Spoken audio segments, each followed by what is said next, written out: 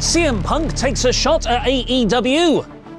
Again, John Cena ruins wrestling, but intentionally this time. A former WWE star sentenced to 5 years in prison, and my review of WWE Raw. I'm Ollie Davis, and this is the WrestleTalk News. Support WrestleTalk! Former UFC heavyweight champion Cain Velasquez, who had an unceremonious run in WWE from 2019 to kind of 2020, has been sentenced to 5 years in prison. The case was as tragic as it was complex. In February 2022, Velasquez learned that his son had been sexually molested. Velasquez allegedly chased after the man he believed to have been the perpetrator and shot at the man through the window of his car. He missed his intended target and hit the man's stepfather, causing him non-life-threatening injuries. In court on the 24th of March, Velasquez pleaded no contest to the attempted murder charge. Despite the deputy DA asking for 30 years to life, F4W Online is reporting that Velasquez was sentenced to 5 years in prison, but will receive credit for more than 3.5 years of time served. Because he was incarcerated for 8 months following the initial shooting, and him wearing an ankle monitor since, his lawyers apparently believe he'll serve 1 more year in prison. Oddly, during that period that might be counted as time served, Velasquez won a trios match in the Mexican wrestling promotion AAA, teaming with Pagano and Blue Demon Jr. to defeat La Empresa and Taurus in a show in December 2022, 7 months after the alleged offense took place. Prior to then, he made his wrestling debut with AAA in August 2019. 2 months later, he started his weird run in WWE, debuting on the first ever episode of SmackDown on Fox, the one where Brock Lesnar squashed Kofi Kingston. Velasquez was to be Lesnar's first title feud. He was taking revenge for Rey Mysterio after Brock had beaten up his son Dominic. Back before Dominic was a big piece of trash. Lesnar then beat Velasquez at the Saudi Arabian pay-per-view Crown Jewel later that month. Velasquez had 1 more match at a house show after that, but got injured and never got to enter the January's Royal Rumble. He was released by WWE as part of the first wave of pandemic cuts in April 2020. Just as WrestleVotes reported several weeks ago, legendary WWE tag team The Natural Disasters have been officially announced as inductees into this year's Hall of Fame class. The Ringer broke the news that Earthquake, real name John Tenta, and Typhoon, real name Fred Ottman, will join Triple H, Michelle McCool, and Lex Luger in this year's ceremony, which takes place on the Friday before WrestleMania 41. Maybe proving wrestling actually only has one royal family, Typhoon is married to Dusty Rhodes' sister, making him Cody's real-life uncle. He also wrestled under the gimmicks Tugboat and, infamously, the Shockmaster, who they are presumably holding off to headline his own class one day. Earthquake sadly passed in 2006. Now here's a word from this video's sponsor. If you don't mind, Louis, you fill out the names for the tickets and flights to WrestleMania. And those names are Tempest and Ollie Davis. But why my name? Because you're getting on that plane. But what about you? I'm staying with him until that plane gets safely away. Excuse me, I'm so sorry. Does any of you have a vape? Sorry, Luke. I don't. It is just that I am playing a French man, and a French man would have a vape. Anyway, you said I had to do a lot of thinking, and I've done a lot of it since then. And it all adds up to one thing. You're getting on that plane. It's just that the French like to vape. And as a French man, I would also like to vape. That's just a stereotype, Luke. I think you just want to vape. No, I don't want to vape. I'm a committed actor. But you're just saying this to make me go. I'm saying it because it's true. If that plane leaves and you're not on it, you'll regret it. Maybe not today, maybe not tomorrow, but you will for the rest of your life. I said I would never watch WrestleMania without you. And you won't. I'll be watching it on the telly. You there, small boy! Do you have a vape? Luke, have you ever heard of Fume? Fume?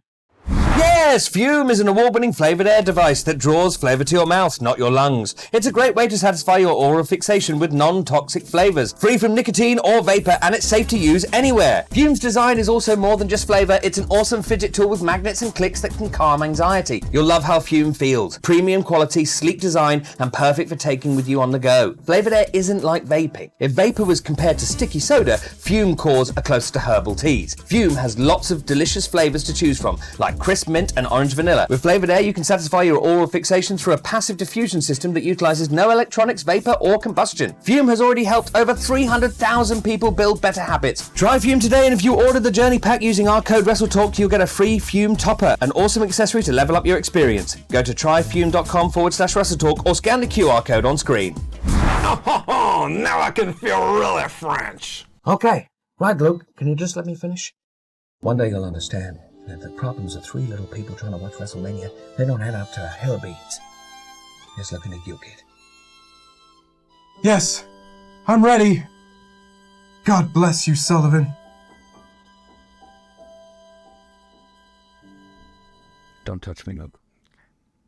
Now it's time for my review of Monday Night Raw in about 5 minutes. This was only the second time ever that Raw was broadcast live at a European hour coming from Scotland. But instead, I didn't watch this week's episode live, because I was instead catching up with The White Lotus. Well, the bad thing happened. I made a mistake. I should have just watched the wrestling. The wrestling doesn't have the bad thing. By White Lotus standards, John Cena's latest heel promo was wonderfully tame. Like, there wasn't a single bit of incest in the whole thing. That's my benchmark now. White Lotus has broken me. Just like the previous week's episode, Cena opened the show and continued his diatribe on the you people. And, in a way, I enjoyed this week's even more. Firstly, it was more succinct. I love the long pauses for crowd reactions in Belgium, but this was a much punchier 10-minute promo before Cody interrupted, half the length of the last Raw. And all that without that goddamn kid taking up all that time and going into business for himself. B, it was really well structured. He said after all these years of Cena absorbing our reactions to him, he knows us more than we know ourselves. He masterfully started a speech designed to get the crowd to chant what, and then pointed that out to them in one of the best, most immediate, self-reflecting shutdowns of the what chant I've ever heard. I bet that goddamn kid was chanting what at home too. And Roman numeral III, it had more substance, with John laying out his brilliantly cartoonish supervillain motivation. Because we all love wrestling so much, he's going to ruin wrestling. He's going to win the 17th world title and take it home with him. Not just erasing Ric Flair's name from the record books, but also meaning he will be the last real champion and everyone after him will just have a toy belt. A toy belt just like we used to criticize his old spinner belts. We bought this on ourselves. But mostly that goddamn kid did. This was where Cody interrupted. I said last week I wanted a bit more fire from him. And I feel even more strongly about that here. He came out high-fiving fans with a big smile on his face and again kind of brushed past the Elimination Chamber angle and said the real affront is what he just said about the WWE title, which I'll give them the benefit of the doubt, might be intentionally, ironically, very old John Cena, where he'd no-sell the anger his character should often be feeling so he can play up to the crowd as a one-dimensional babyface. Cody challenged him to a fight right there, but Cena walked away. Mate, just slap him. Pat McAfee was back on commentary, presumably because we voted for Brexit. He bought a kilt. After 2 weeks of undercard filler matches, easily beating Austin Theory and Grayson Waller, Jey Uso now had to take them both on in a tag team match with a mystery tag team partner. Raw is in Scotland. No other Scottish wrestlers are appearing on this show, which can only mean one thing. Say his name and he appears. I believe in Jimmy Uso. When Jimmy just popped up alongside Jey mid-heat, you could almost hear the crowd sigh. I guess that makes sense. And on paper, it is a big deal. This is the first time the Usos, a legendary WWE tag team, have done a straight brotherly tag in almost 2 years, as opposed to a non-straight brotherly tag. Oh God, I can't get it out of my head. It's like I need to wash my eyeballs. But while they haven't been doing direct tags, they have been teaming quite regularly in other combinations since last October, at Crown Jewel, at Survivor Series, on SmackDown. So emotionally, it didn't really register, particularly with so much Joe Hendry speculation. I said his name. Jimmy was there to mostly get worked over. They hit a 1D on Theory for the win. And just like every week for the past 6, Gunther then attacked them both. Jey somehow slipped when setting up a spear, which I'm assuming was a kayfabe planned spot to show how he's not ready for Gunther, playing off his botch dive from last week, and then Jimmy chased Gunther off. Backstage, it was Jimmy who showed the fire, telling Jey he needs to find the old Jey Uso. He then walked right round the corner into Gunther, slapped him, and set up a match for next week, implying that Gunther, the World Heavyweight Champion, was just sneakily eavesdropping behind the corner, which makes him feel kinda lame.